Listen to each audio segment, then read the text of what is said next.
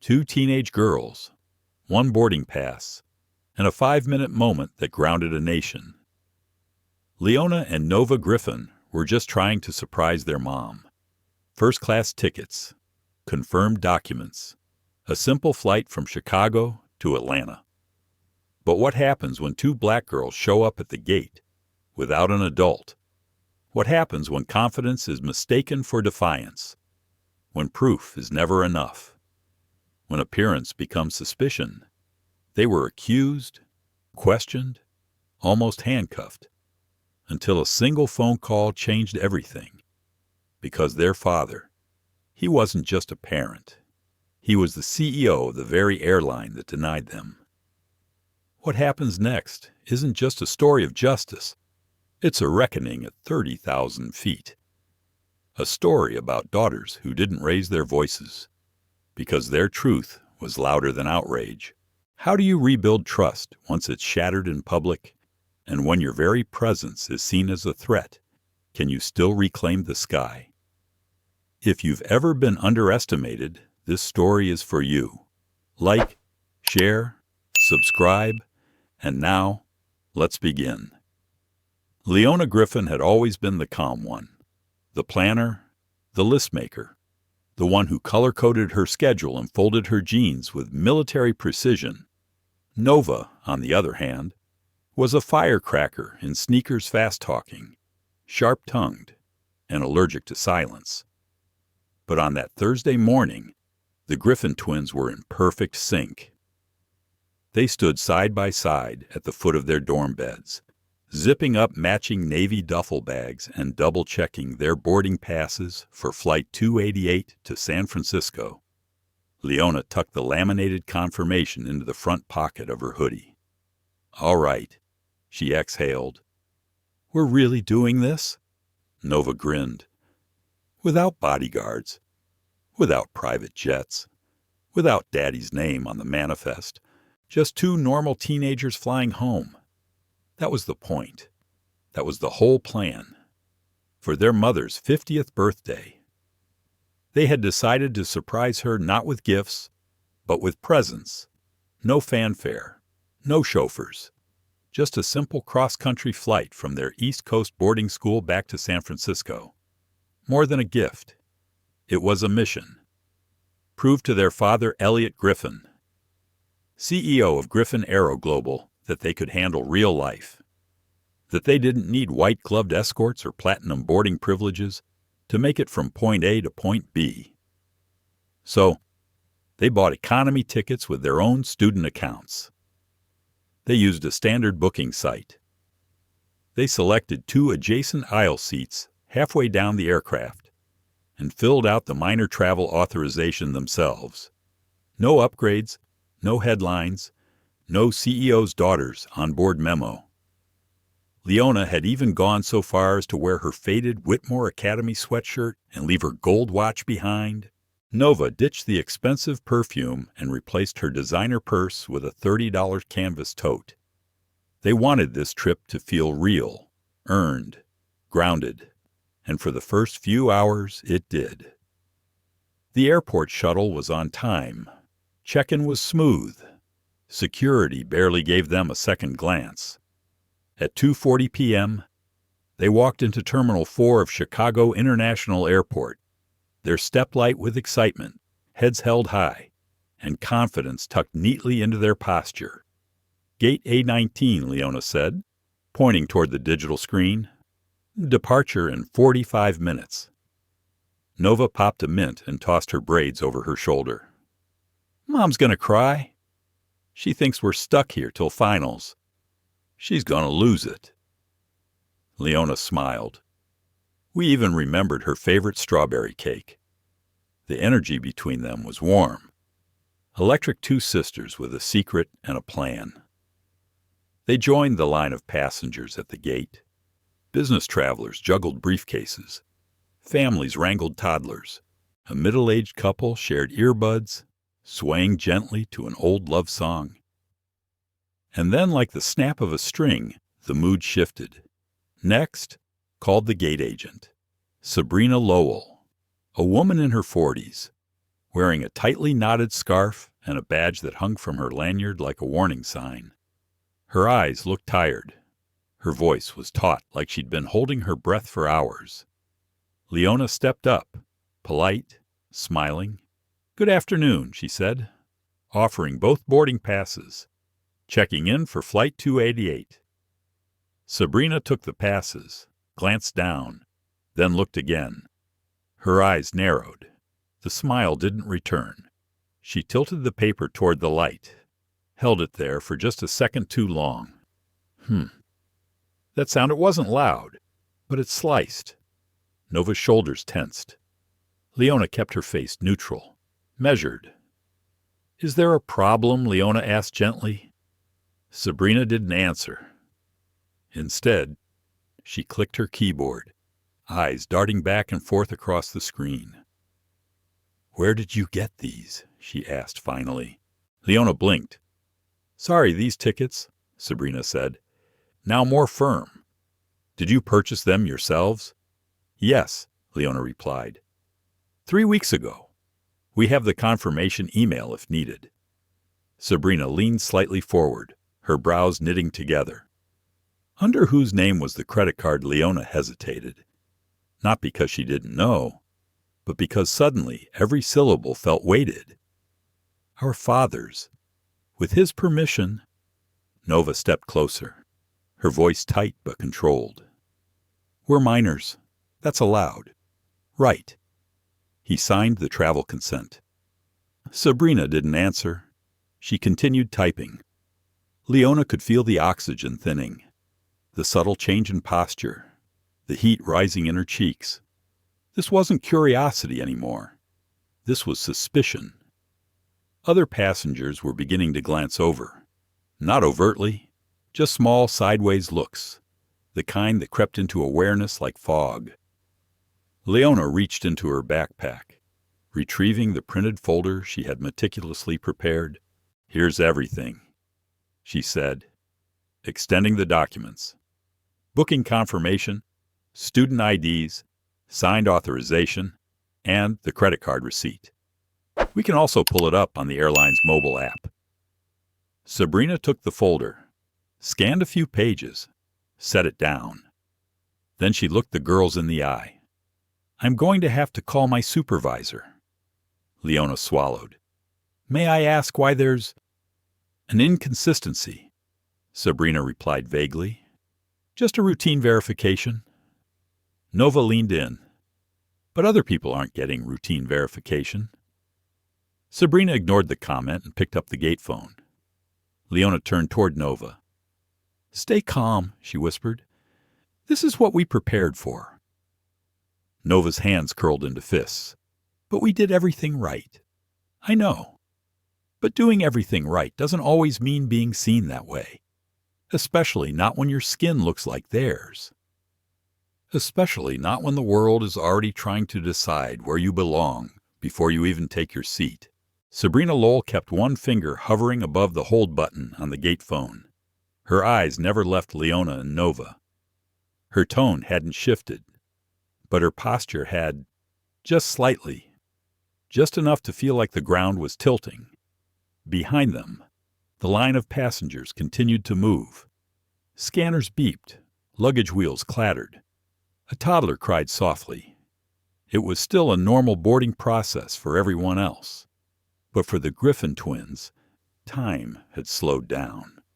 Sabrina finally spoke into the phone. "Kyle, it's Lowell at A19. I've got a possible discrepancy. 2 minors, domestic flight, boarding docks look off." Leona tightened her grip on the folder in her hands. "A discrepancy. We've followed all protocols," she said, her voice clear, respectful, unwavering. Nova's jaw twitched. "They don't ask other kids this many questions." "I said we'd handle this ourselves," Leona whispered through the corner of her mouth. Nova replied without turning her head. "Yeah, but I didn't know they'd treat us like thieves." A voice crackled from Sabrina's earpiece. She nodded once. "Understood." Then, to the girls, "Supervisor will be here shortly. Please wait to the side." It wasn't a suggestion. It was a directive. Leona hesitated. She looked around the boarding gate. Every group, families, businessmen, teens their age, was getting waved through with a glance and a smile. No one else was being asked to prove they belonged. Just them. "I'd like to understand the reason for the hold," Leona asked, calm but firm. Sabrina's eyes flickered. "Unmatched billing name on the reservation. Possible third-party card use. We're minors," Nova snapped. "Of course, the card isn't in our names." Leona placed a gentle hand on her sister's forearm. "Let me talk." Then, to Sabrina, "We have a notarized parental consent form, full verification. And the purchase was made on a card registered to our legal guardian." Sabrina didn't respond. She was already turning to greet the man now walking toward them. Gray sport coat, clipboard in hand, eyes narrowed, lips pressed into a permanent sneer. Kyle Drexler. He looked like someone who had never smiled sincerely in his life. "Situation?" he asked, without introducing himself. Sabrina handed him the folder. 2 teenage passengers. Tickets booked with a third-party card. Name mismatch. High alert wrote. High alert, Nova asked, stunned. "It's San Francisco." Kyle didn't look at her. He opened the folder, flipped carelessly through the papers, then closed it and looked at the twins for the first time. "Where are your parents?" "In San Francisco," Leona replied. "And you two go to school where Midwest Academy of Scholars," Leona said. "Boarding school, Connecticut." Kyle raised an eyebrow. "And you're traveling alone?" "Yes." "Why to surprise our mom for her birthday?" Nova added. "We didn't want special treatment. That's why we didn't ask our dad to book the flight." Kyle's eyes narrowed. "Special treatment," Leona answered quickly. "We chose to book regular seats, travel normally, independently." But the way she said independently sounded more like a test than a truth. Kyle looked at them both. His gaze wasn't curious, it was dissecting.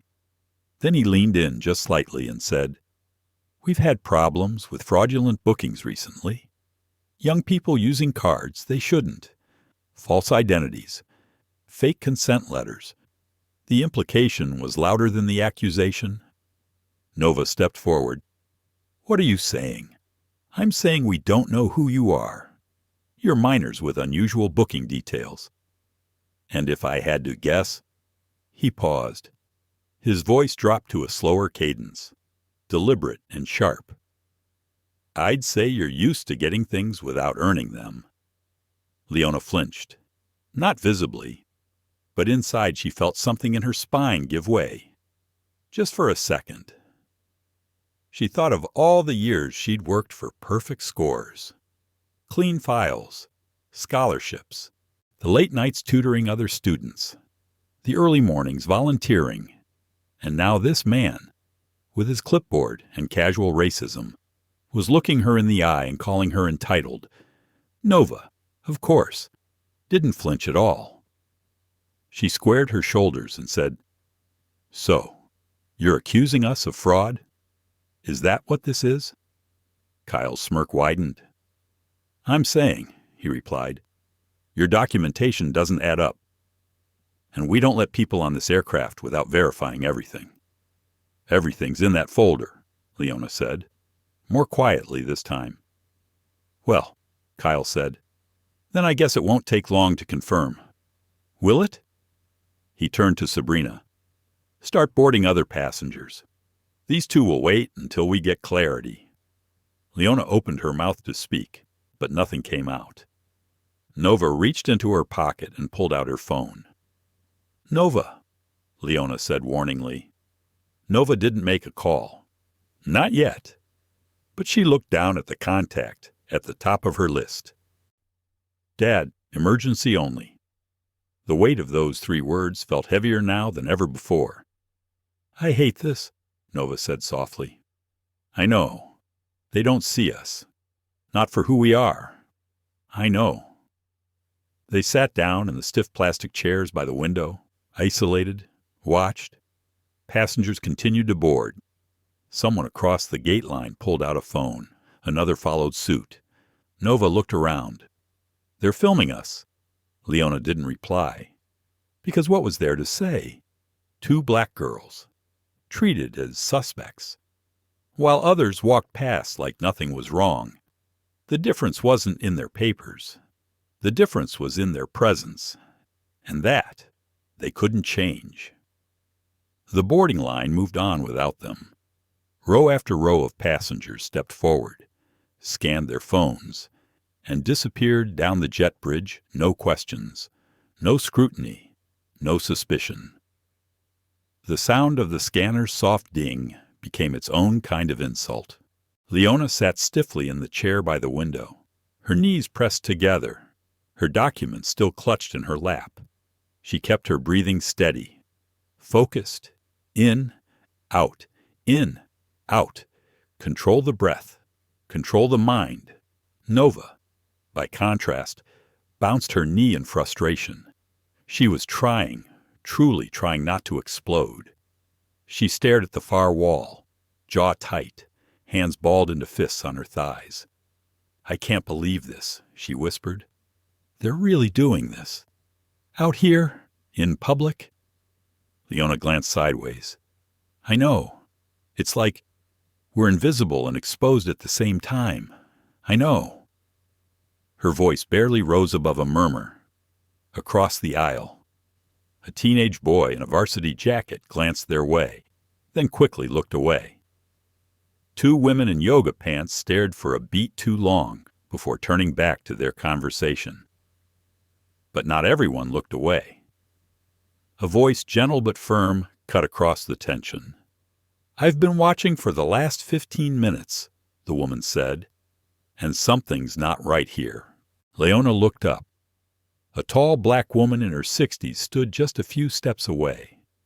She wore a gray cardigan over a burgundy dress, a leather satchel hanging from her shoulder. Her posture was proud, but calm. Her voice low, but unwavering.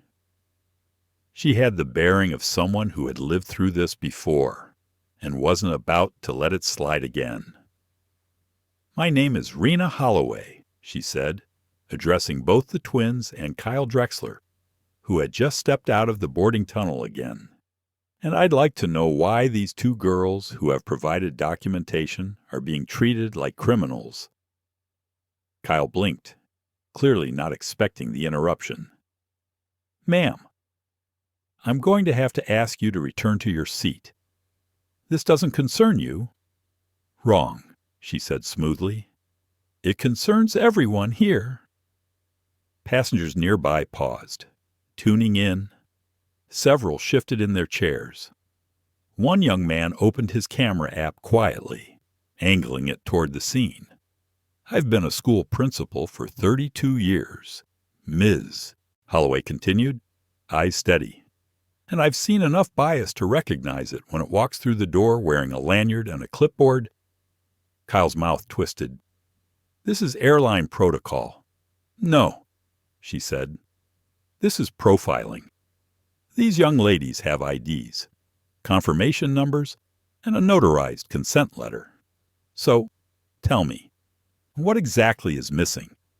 Kyle opened his mouth but couldn't answer, because the answer wasn't about paperwork. It was about perception. Nova stood slowly.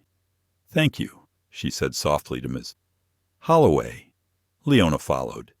"But we'll handle it," she added quickly. "We promised ourselves we would." "Ms." Holloway nodded. "And that's admirable, baby. But don't ever confuse silence with strength." Across the terminal, more phones were out now, recording, watching. A whisper started moving through the waiting area like static in the air. "What's going on? Why are they being stopped? They said it's fraud. But those girls are calm, respectful. Why them, and not that group of teenagers who just boarded?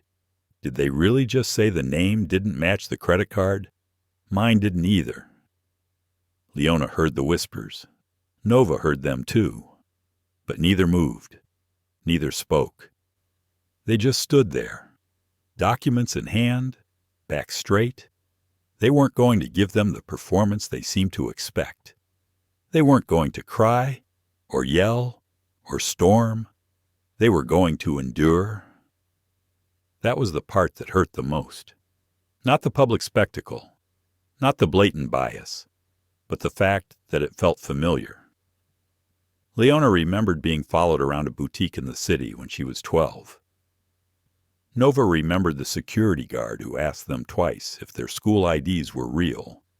Their father had warned them that one day, no amount of GPA, good manners, or perfect credentials would be enough. And this was that day. "Ma'am," Kyle said again to Ms. Holloway, his voice tight. "You are not part of this process." She smiled gently.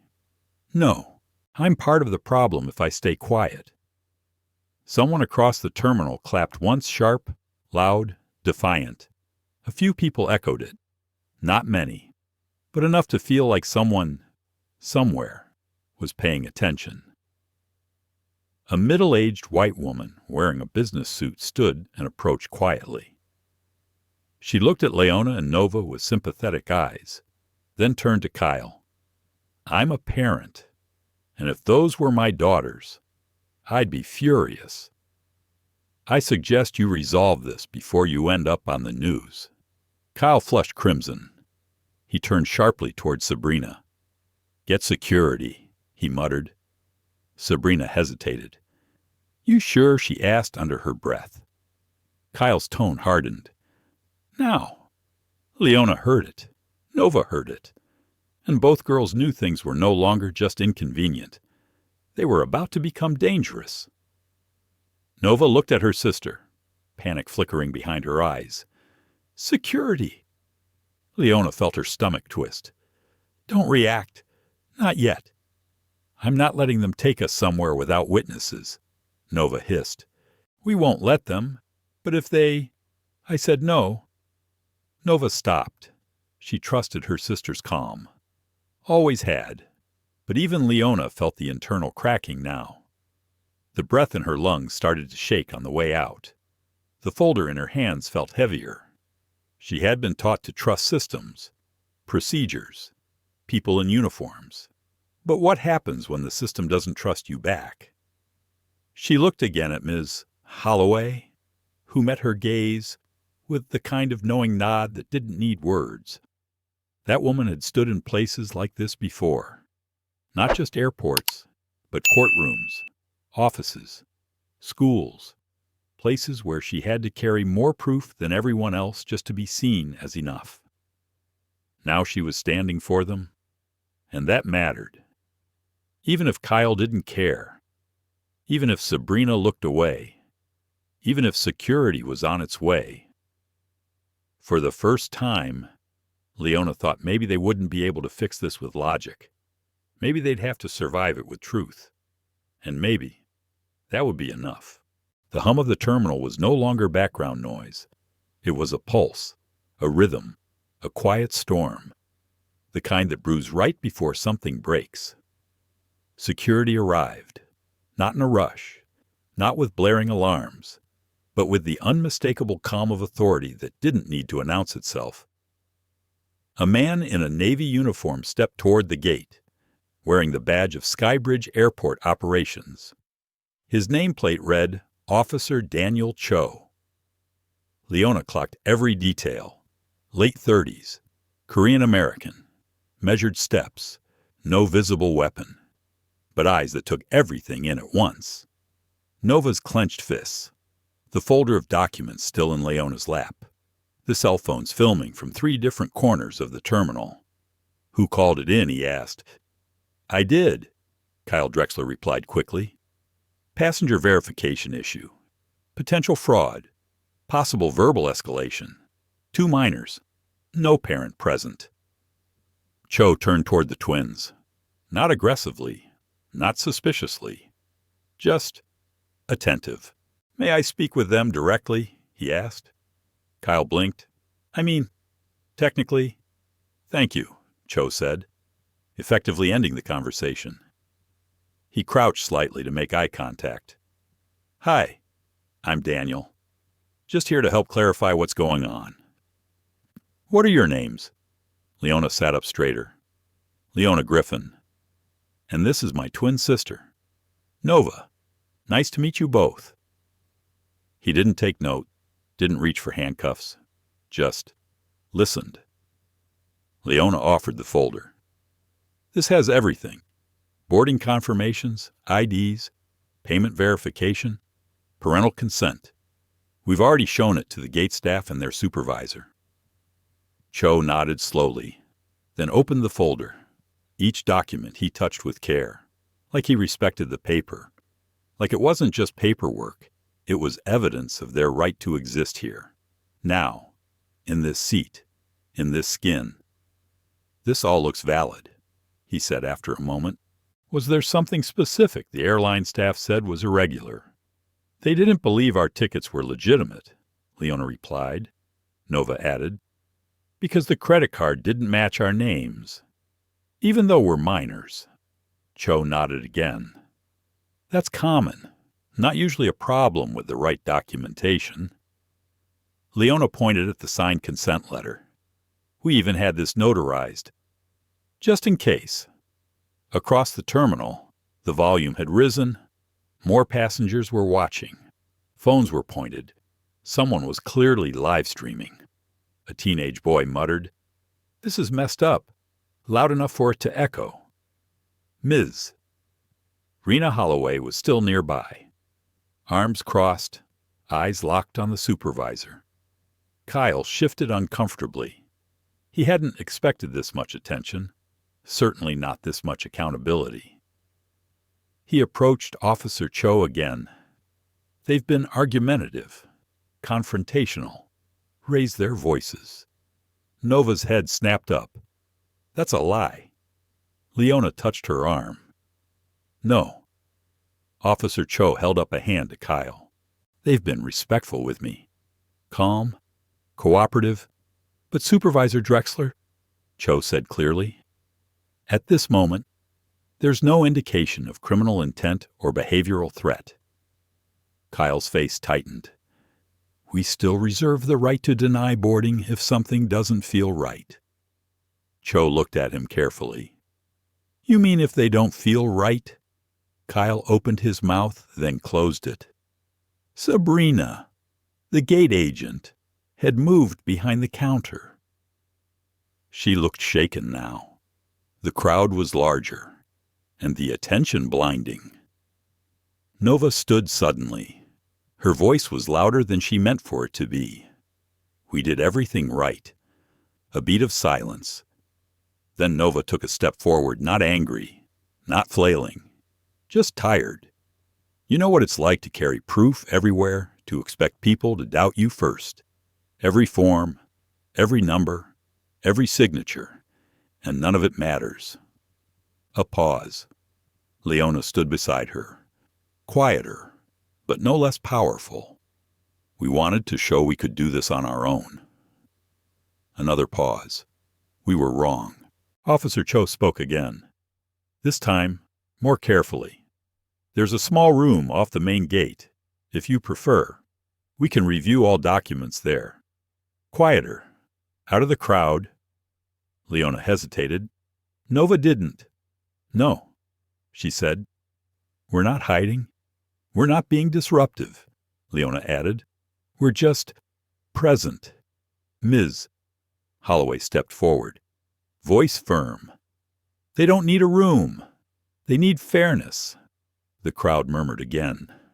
One woman near the windows wiped away a tear. A young black father holding a toddler stepped into view, quietly raised his phone, said nothing, just stood there. Solidarity doesn't always need sound. Sabrina whispered something to Kyle. Kyle's phone buzzed again. He picked it up. Drexler, he said, back turned from the gate. But his body language shifted, fast. He stiffened, then deflated.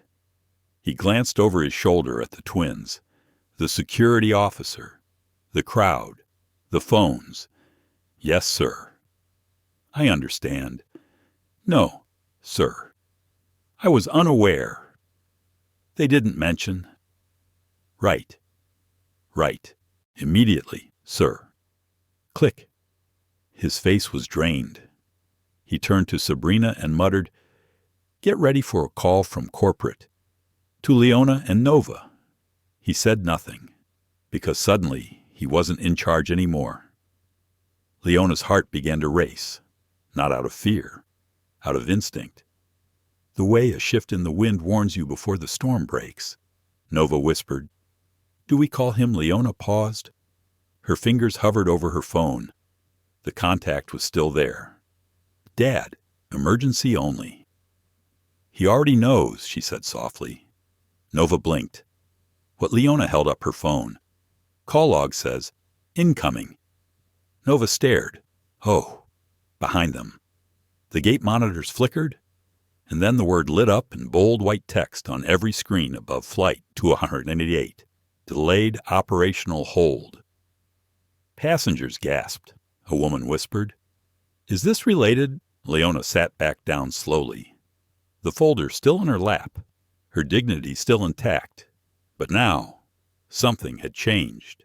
Power had entered the building, and it was moving fast. The word delayed glowed above Gate A19 like a warning flare. Passengers murmured. Some complained aloud. Others looked toward Leona and Nova as though they were the cause because they had become the focus. And the twins felt it, all of it, the weight of everyone's eyes, the quiet burn of humiliation, the slow disintegration of the independence they had been so proud of. Nova paced, back and forth. Her sneakers squeaked against the terminal floor in sharp, anxious bursts. She kept wringing her hands, kept glancing toward the gate, then at the phones filming them, then at the uniformed officer still standing nearby like a line between fairness and escalation. "We're not getting on that flight," Nova said. "You know that, right?" Leona sat still, her eyes following her sister's movements, her body unmoving like she was bracing for impact. "We're not even suspects," Nova hissed. "We're symbols. We're the problem they think they see. I know. We didn't yell. We didn't lie. We just existed." Leona didn't respond, because she was trying not to cry. And for Leona Griffin, crying was something you saved for when no one could use it against you. "I'm so tired of having to be composed," Nova said, voice cracking. "I don't want to be inspirational right now. I want to be mad. You have every right. I want them to feel what we feel, even if they never will." A long pause. Nova stopped pacing. "You think he's watching yet?" Leona looked down at her phone. The screen was still open to the call log. "Incoming. Unknown number. 2 minutes earlier." She didn't answer it, but he probably didn't need her to. Their father, Elliot Griffin, was many things. Quiet, calculated, strategic to the bone. But he didn't wait for permission when his daughters were being humiliated in public. "I think he's already moving," Leona said. Nova bit her lip. "Then why do I feel like we failed?" Leona looked up. Finally. Her voice was soft, but steady. "Because we made a pact." "Right.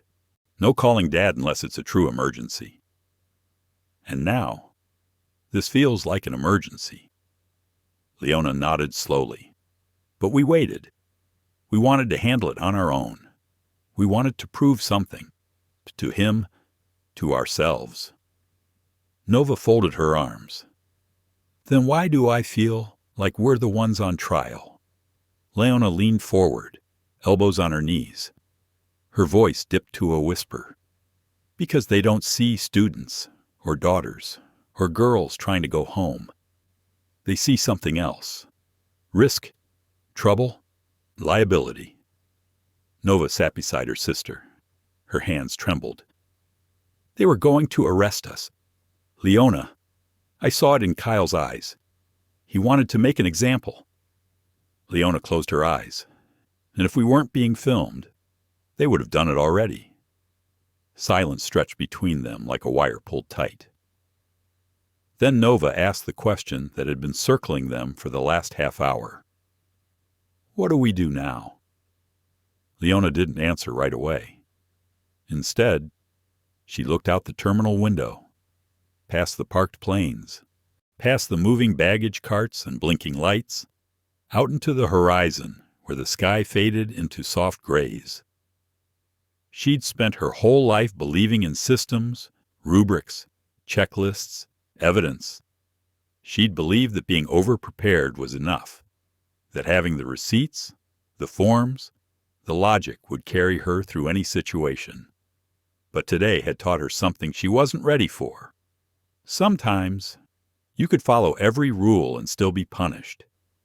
Sometimes people weren't interested in your proof. They were only interested in your presence. She turned to her sister. If we call him now, it proves he was right, that we couldn't do this on our own, that we needed protection. Nova whispered. Maybe we did. Leona exhaled sharply. Her voice cracked for the first time. I don't want to need it. I don't either. But I'd rather have protection than a criminal record. They sat in silence again. Leona's fingers hovered over her phone. Contact Dad. Emergency only. Her thumb trembled. She remembered their last conversation before they left campus. You'll call me if something goes wrong, he'd said. Only if it's serious, she'd replied. He had smiled, proud but guarded. You won't disappoint me either way. Just don't let your pride make the decision. Nova touched her sister's wrist. Maybe this isn't about failing him. Maybe it's about trusting him. Leona nodded slowly. Okay, I'll call. But just as she tapped the screen, a shadow fell across them. Officer Cho had returned from speaking with someone off the side hallway. He crouched again, quietly, respectfully. I wanted you to hear it from me first. Leona's stomach dropped. What is it? They're escalating, he said softly. Internal airport security is now treating this as a formal verification failure. That means they could ask you to leave the gate area voluntarily or be escorted out. Nova sat up straight. Escorted. I'm not here to force that, he said. But someone else might be. Soon. Leona's hand was frozen over the call screen. Officer Cho paused, then said something even more chilling. They've already contacted airport police. Time stopped. Nova gasped. Leona whispered. No. They'll say it's just standard procedure, Cho added. But you need to prepare. Nova stood. No more waiting. No more doubt. Call him, she said. Leona didn't hesitate. She hit the green icon. The phone rang once, twice. Then a voice calm, low, and familiar answered. Leona. Her throat caught. We tried, she said, her voice breaking. We really, really tried. And then she said the words she had been trying so hard to avoid. Dad, we need help. Elliot Griffin's voice had a weight to it, even through the phone. Where are you exactly? He asked. Leona steadied her breath. Gate A19. Skybridge Terminal 4. They won't let us board. His tone was still calm, but something in it had shifted. A gear had locked into place. The gate agent, the supervisor, they said there was an issue with the booking because we used your card. They think we're lying, that we committed fraud. There was a pause. Then Elliot's voice dropped half an octave. Stay where you are. Don't move. Don't argue. Don't apologize. Dad, I'm 30 minutes away. Wait. What I was already flying in for a meeting. Landed an hour ago. I'm in the city. Leona's throat tightened. You're in Chicago. Another pause. I'm walking into the terminal now. Nova's eyes widened. He's here. He's coming, Leona said, phone still pressed to her ear. She looked up at Officer Cho, who was standing just a few feet away now, watching, guarding, in his own quiet way. Leona lowered the phone. He's coming in person. Cho's eyebrows lifted slightly. Your father Nova turned toward the officer. Yeah, our father, Elliot Griffin. The name landed like a pin dropped in an echo chamber. Cho blinked, as in CEO, Griffin Aero Global. There was a beat of stunned silence. Cho looked toward the gate, then toward Kyle Drexler, still on the phone several yards away. Okay, Cho said, recovering quickly. That explains some things. Nova crossed her arms. Like what I just got word from internal security. They've issued a Level 3 review. Operational hold across all Griffin-operated gates. Leona stood up slowly. Wait, that's the entire terminal. Yes, Cho said. It is. Nova's mouth dropped. Because of us. Cho shook his head. Because of what was done to you. Passengers were beginning to take notice again. Several monitors were blinking now, not just their gate, but surrounding ones. Delayed. System update in progress. Operational hold initiated. In the distance, a voice cut through the noise. Calm, low, powerful. Leona? Nova? They turned, and there he was. Elliot Griffin moved through the crowd like a ripple through still water. Tall, dark charcoal suit, simple black coat, no entourage, no spectacle, just presence.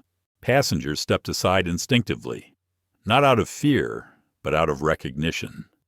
The way people react when someone walks in and you just know they're the one in charge.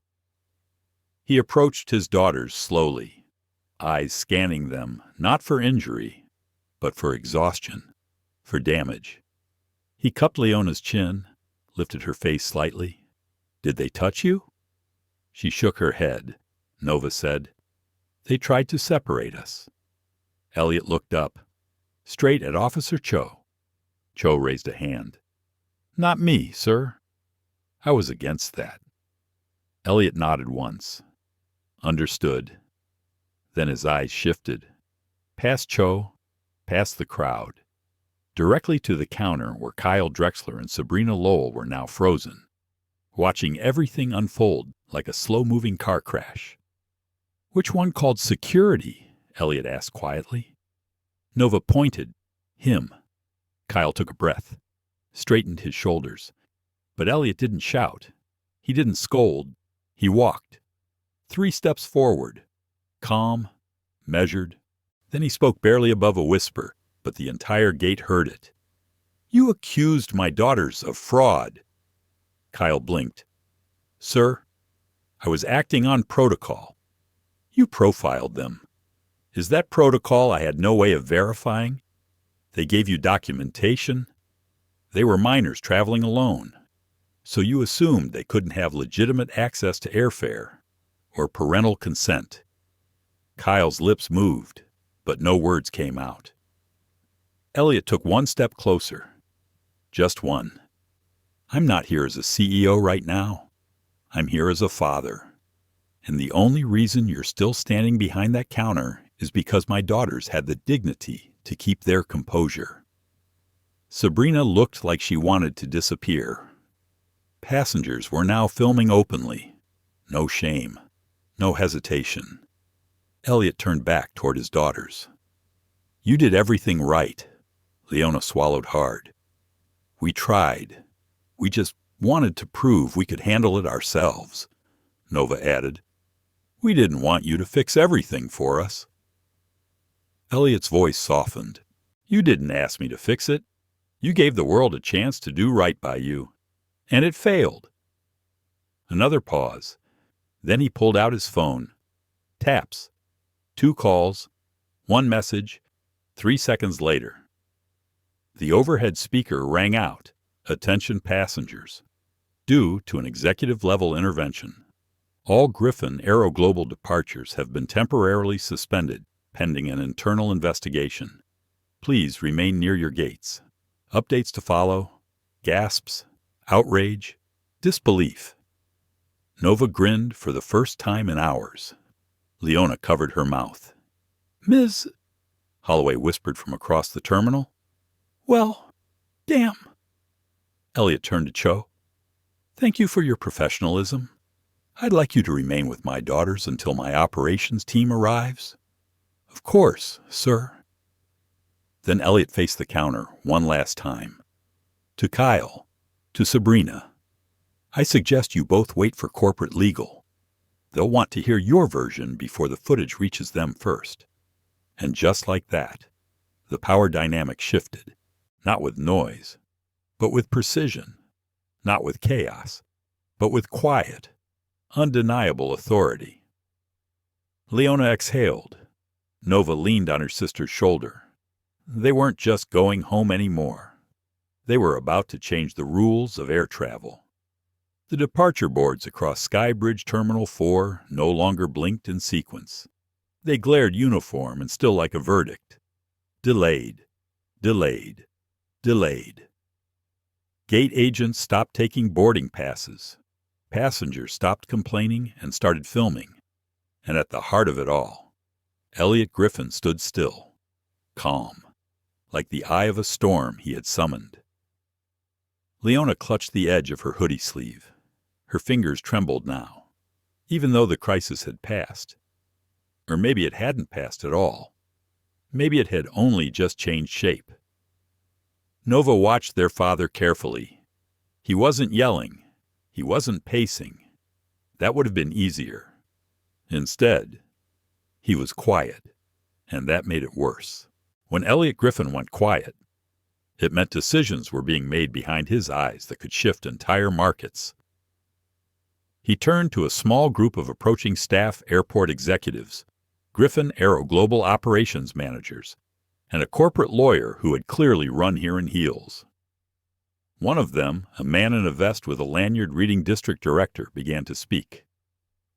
"Mr. Griffin, we sincerely apologize. We're gathering all accounts of what happened and stop." Elliot said, flat. The man fell silent immediately. "I don't need apologies," Elliot continued. "I need systemic answers." He turned his gaze back to Kyle Drexler and Sabrina Lowell, who now stood frozen like students caught cheating during finals.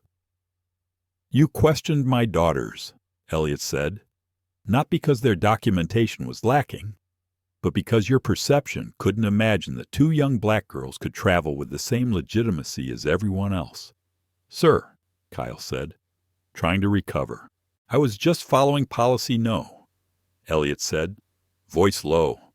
"You were following bias, and you escalated that bias into a potential arrest." Sabrina opened her mouth, but Elliot raised one hand, and she went silent. This wasn't just about inconvenience. He continued. "You put their safety at risk. You invited law enforcement into a situation where their innocence was already established. Around them, the gate area had become quiet, still, tense. People weren't just watching anymore. They were bearing witness." Elliot looked back at his daughters, then faced the executive team. "As of this moment," he announced, "all Griffin-affiliated flights remain grounded." Gas rippled across the terminal. Elliot didn't pause. "No aircraft will take off from this terminal or any Griffin-controlled terminal nationwide until the following conditions are met." The district director paled. "1," Elliot said, "every frontline employee will undergo mandatory anti-bias training. Not once, but quarterly. 2, all minor passengers traveling with third-party payment must be treated according to a consistent national policy, not at the whim of individual supervisors. 3, any passenger denied boarding must receive a written explanation with an internal timestamp to prevent arbitrary denials. 4. Gate-level decisions that involve calling law enforcement on minors will now require corporate review in real time. Someone behind the counter dropped a pen. No one moved to pick it up, Nova whispered. He's changing the rules right here. Leona swallowed. He's writing policy in real time.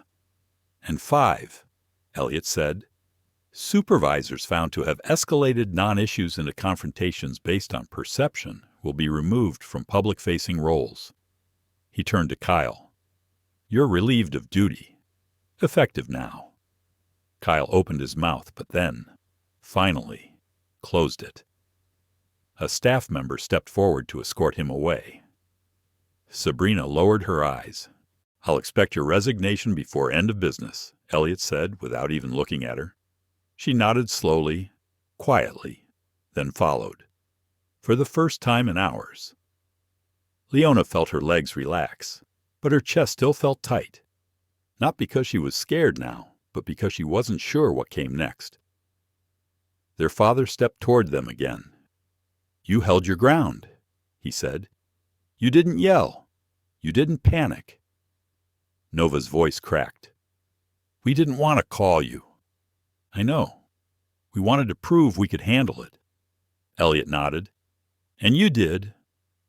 Leona looked at him, confused. But we didn't fix it.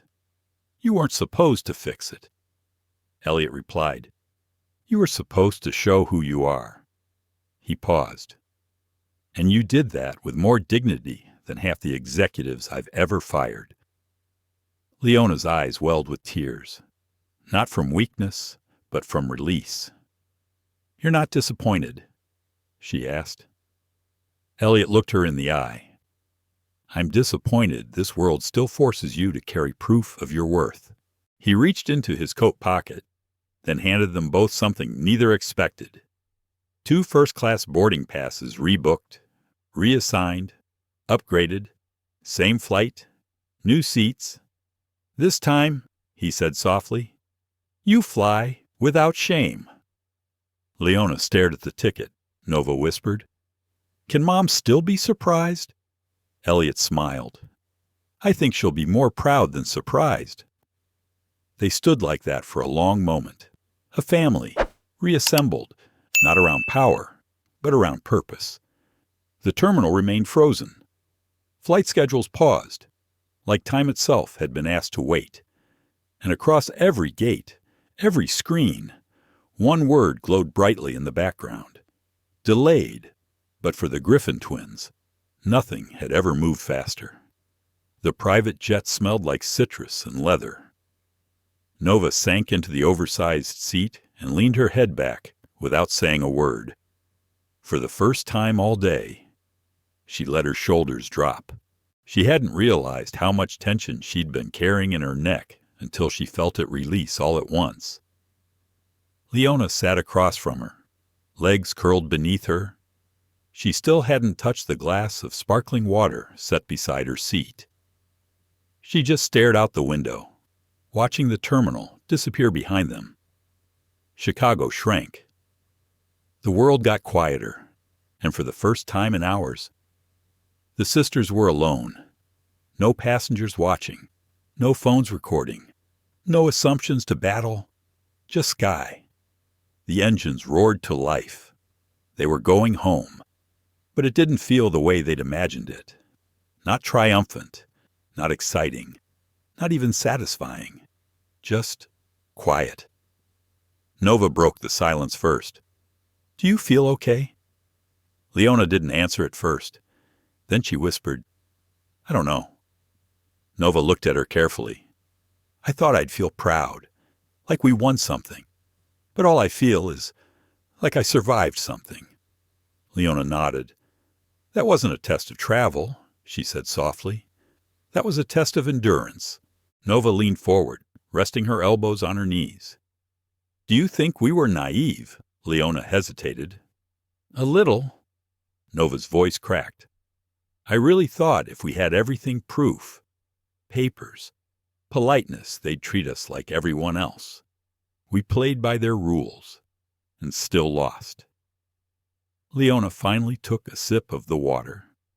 I think what hurts most, she said slowly, is how close we came to being arrested.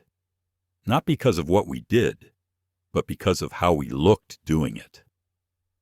The words hung in the air. Nova closed her eyes. You know what I kept thinking about? Leona shook her head. That time in 7th grade when we got picked for the science fair, but the teacher asked if we copied someone's project. Remember? Leona sighed. Yeah. Nova laughed bitterly. We've been carrying proof since we were 12, and it still wasn't enough. They sat in silence again. Not the awkward kind, the necessary kind. The kind where grief and clarity slowly untangle from each other. Leona opened her backpack and pulled out the folder, the same one they'd presented at the gate. She looked through it again. Confirmation emails, printed screenshots, signed consent letter, boarding passes, ID copies, all the things that should have protected them. She wanted to throw it away, but she also didn't want to let it go. Nova watched her carefully. You think it'll happen again? Leona folded the folder closed. Probably. And next time Leona didn't answer right away. Then she looked up. Next time. I won't wait to defend myself. Nova tilted her head. You didn't defend yourself, Leona said. I defended our dignity. I stayed composed. I gave them a chance to be decent. A long pause, and they weren't. Nova let out a breath. Do you regret not calling Dad sooner? Leona shook her head. No. Why not? Because now I understand the weight of calling him. Nova nodded slowly. It's not just about fixing the problem. It's about exposing the ones who created it. Outside the window, the sun was beginning to set. Golden streaks bled across the clouds. The horizon glowed like fire behind layers of soft gray.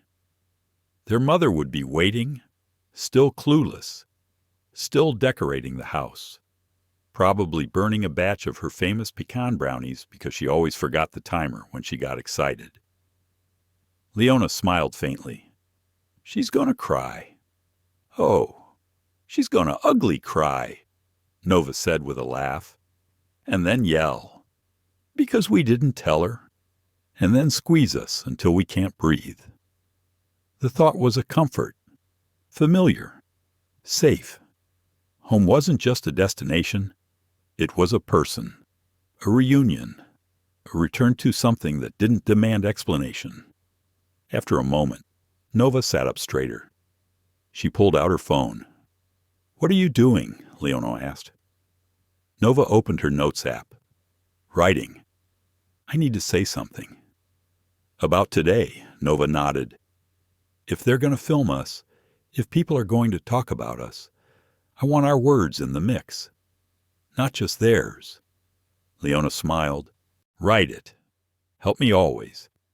They sat together, screen glowing between them, typing slowly, sentence by sentence, memory by memory, turning pain into clarity, turning experience into testimony.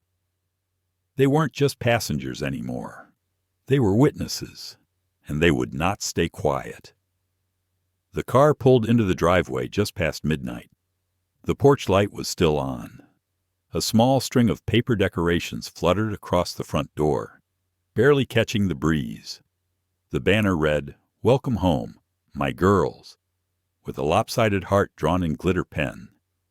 Nova was the first to exhale. She stayed up. Leona nodded.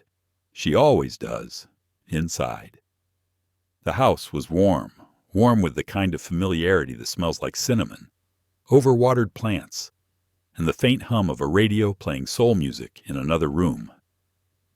Then came the voice, Leona Nova. And just like that, she was there, Monica Griffin, mid-40s, soft eyes, sharp spirit, a woman who had loved deeply and lost often and had built a home out of both.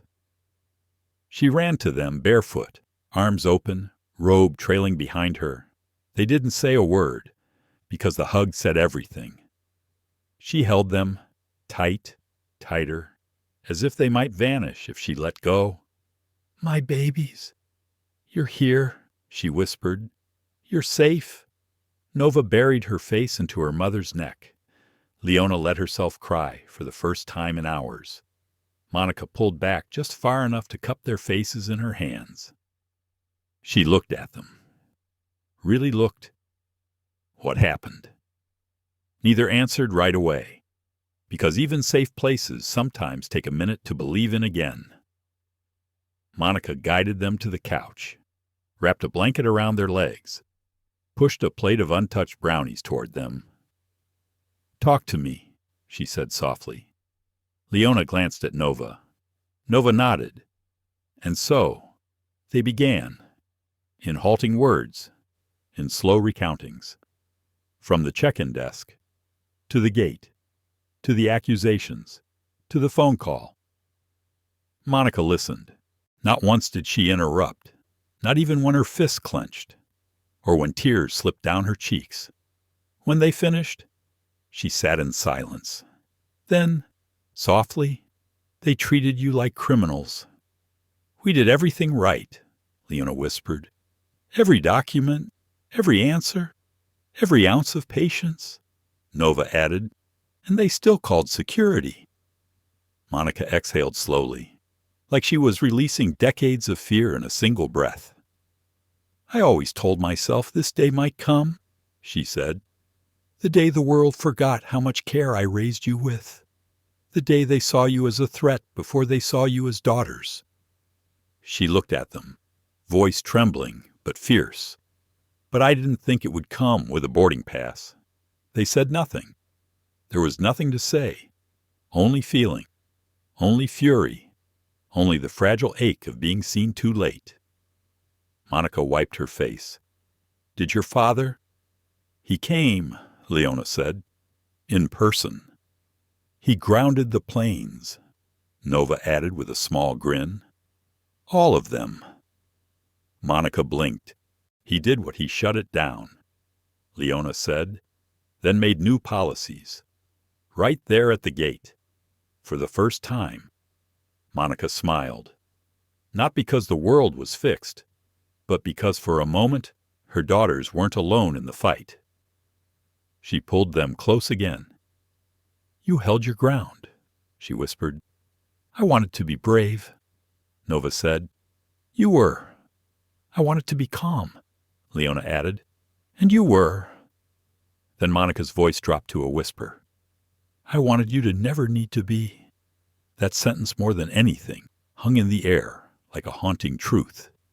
Because no mother wants her children to be experts in endurance.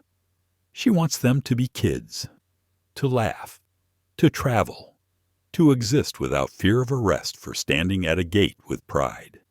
But tonight, that wish felt distant. Monica sat back, composed herself, then stood. "Come here." She opened a cabinet near the front hallway, pulled out a leather-bound box. Inside were clippings, articles, old documents. She handed them a folder labeled, "Every Time I Was Doubted." Nova opened it slowly. Leona leaned in. Inside was a copy of Monica's medical school rejection letter from 1997, too assertive in interviews. It read, another letter this time from a landlord who denied her housing due to other applicants being a better fit. Another, and another. Leona stared. "This is my reminder," Monica said, "that surviving doesn't mean silence. It means proof. It means documentation. It means they will not erase us quietly." Nova swallowed. "Why are you showing us this now?" "Because today," Monica said, "you started your own folder." A long pause. "I hate that you needed to, but I'm proud you did." They sat in silence. Then Nova whispered, "Can we burn it someday?" Monica smiled sadly. "God willing." Outside, the stars flickered faintly over the trees. Inside, the Griffin women stayed close, no longer defending, no longer proving, just resting. Because for the first time that day, they were home. It started with a single clip, shaky footage, captured from 3 rows back in Gate A19. Nova standing with her fists clenched, Leona trying to remain composed, Kyle on the phone, voice raised, finger pointed. Then a second clip, Officer Cho speaking quietly to the girls, followed by Elliot Griffin stepping into frame, silent and commanding. And finally, the moment. When the overhead speakers announced due to executive-level intervention, all Griffin flights are temporarily suspended. That's when it went viral. Within 8 hours. The hashtag was trending, "Reach Gate 19 girls fly with dignity." Griffin shut down. Thousands of shares, millions of views, dozens of news outlets scrambling for quotes. By the time Leona and Nova woke up the next morning, their phones were overloaded, texts, mentions, voicemails from journalists, even 3 interview requests from morning shows they'd only seen on YouTube clips. Nova held her phone like it was radioactive. "Are we?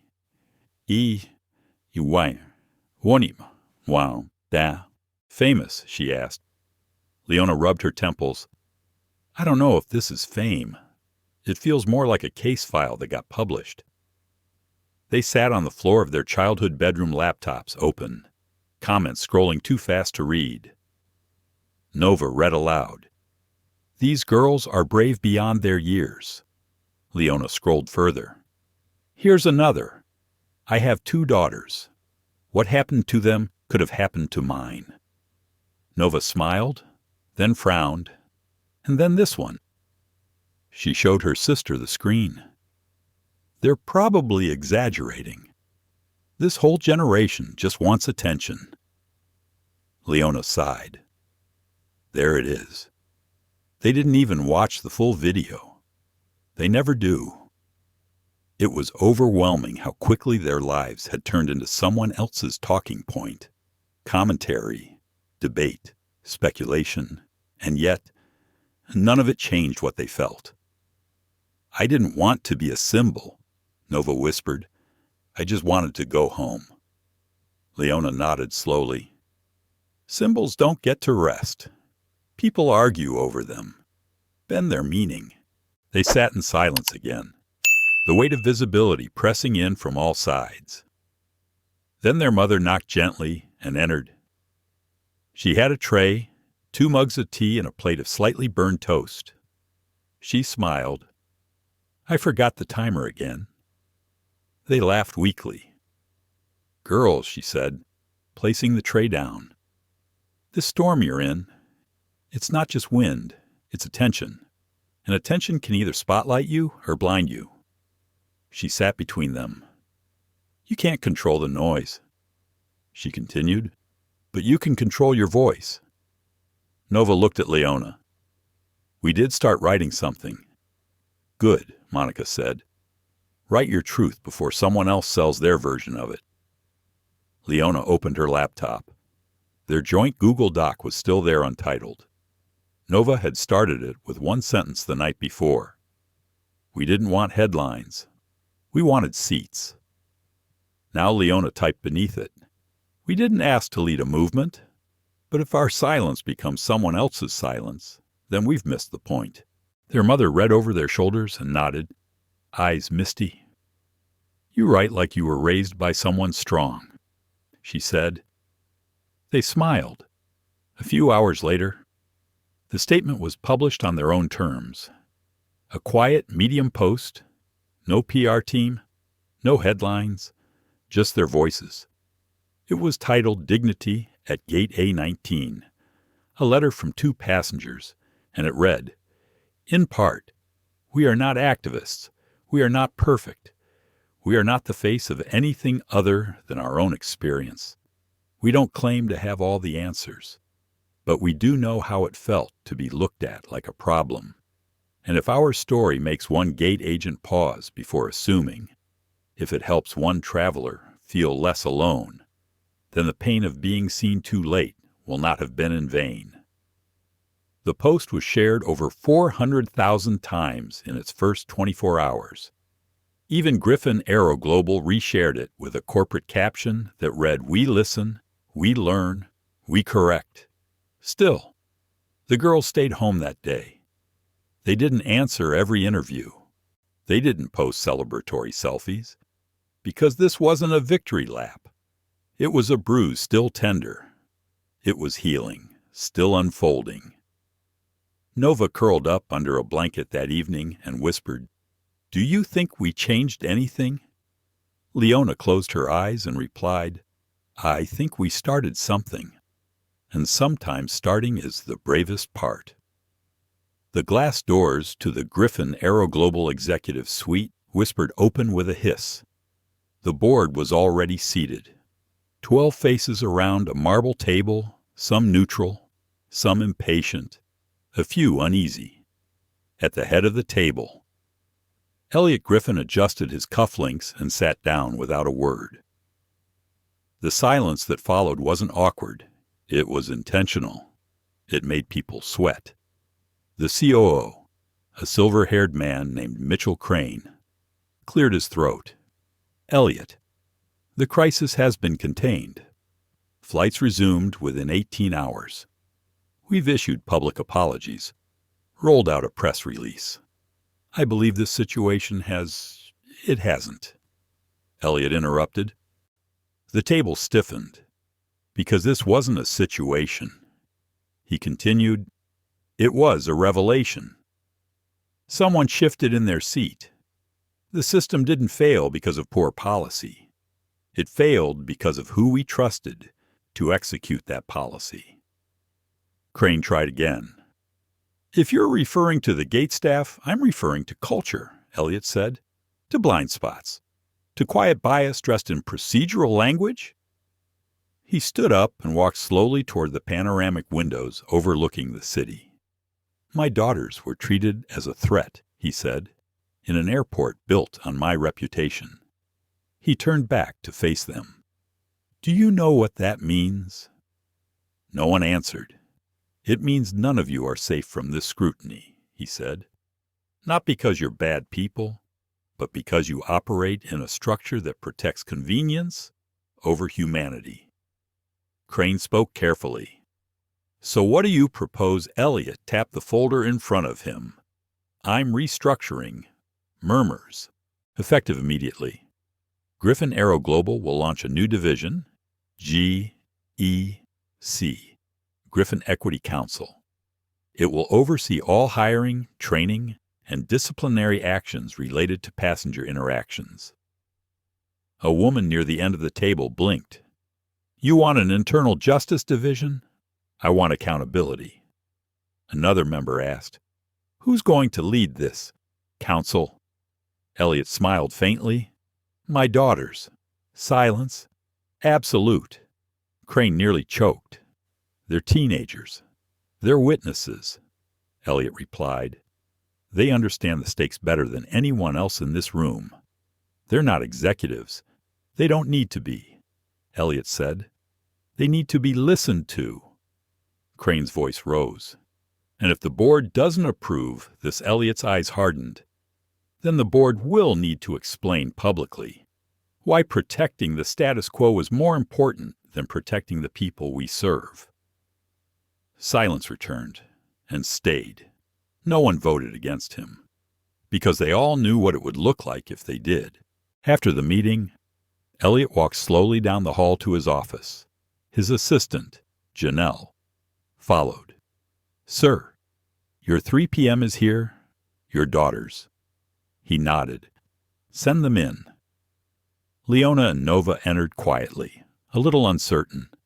They had never seen the inside of this building, never seen the massive Griffin crest embossed into glass, or the portrait of their grandfather who had started the company from a single charter route.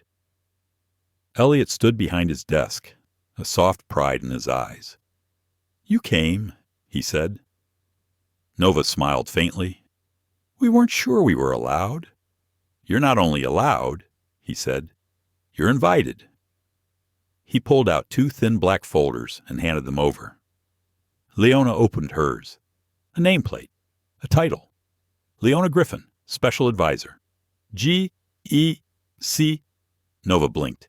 You're serious? Elliot smiled. Dead serious. We're just students. You're survivors. He paused, then added, and your perspective is the policy now. They sat down slowly, unsure of what to say, so Elliot said something unexpected. I'm sorry. They looked up. I should have prepared you better, he said, not just with documents or money, but with the truth. The world sees you through a lens it didn't design for your protection. I built a company to fly above that, but I see now. Even altitude doesn't protect us from ignorance. Nova looked at him, eyes glistening. Dad, Leona whispered. We didn't want a company. We just wanted safety. I know. He walked around the desk and sat beside them. That's why this isn't about power. It's about permission. I'm giving you permission to shape the world that you'll inherit. A long pause. Then Elliot reached into his jacket and pulled out a small velvet box. He placed it on the desk in front of Leona. What is this? She asked. Your grandfather's compass, he said. He used it on his first solo flight when he couldn't afford autopilot. Said it reminded him that direction always matters more than speed. Leona opened the box. Inside, a brass compass well worn, but beautiful. Nova leaned in, whispering, It's pointing home. Elliot smiled. It always will. 6 weeks later, they stood at the same gate. A19. It hadn't changed. Same polished floor, same bland blue chairs, same cold wall clocks blinking digital time with indifference. But something was different now. This time, they weren't questioned. No one called security. No one asked for proof. No one second-guessed their right to fly, because this time they were expected. A small sign near the counter read, This gate operates under G.E.C. protocols. Nova smirked. That's us. Leona nodded, a quiet pride in her eyes. It's policy now. They walked to the counter. The new gate agent, an older woman with soft eyes and tightly curled hair, smiled. Leona and Nova Griffin. They nodded. I've been waiting for this moment, she said. Welcome home.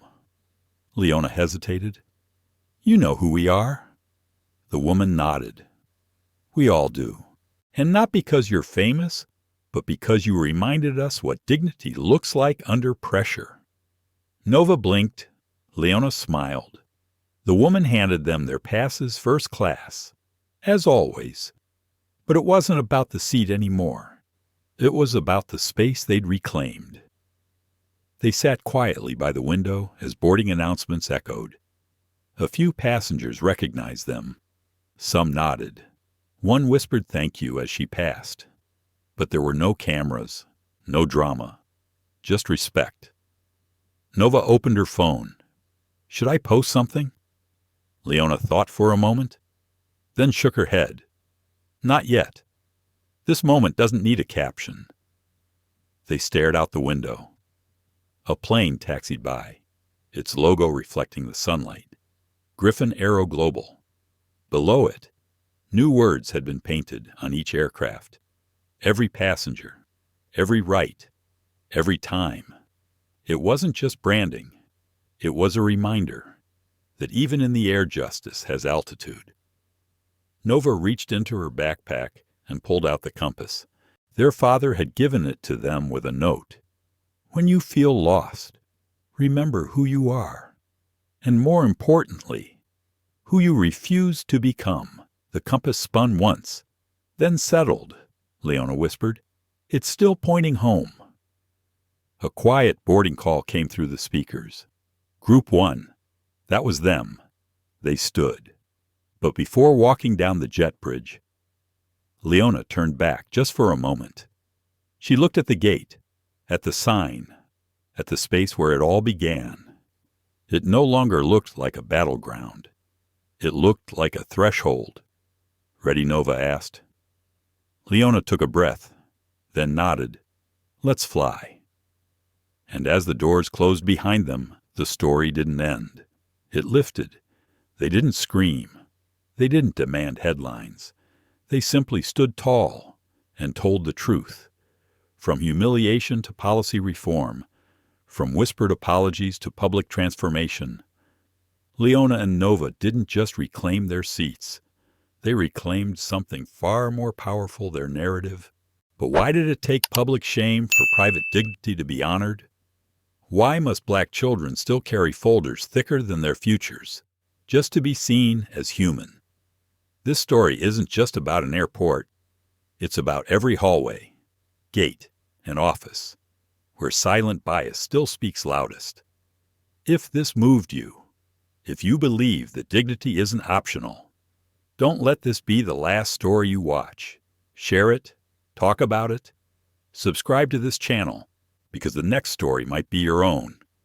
And until then, remember, quiet courage is still courage. And justice, it's not delayed. It's boarding now.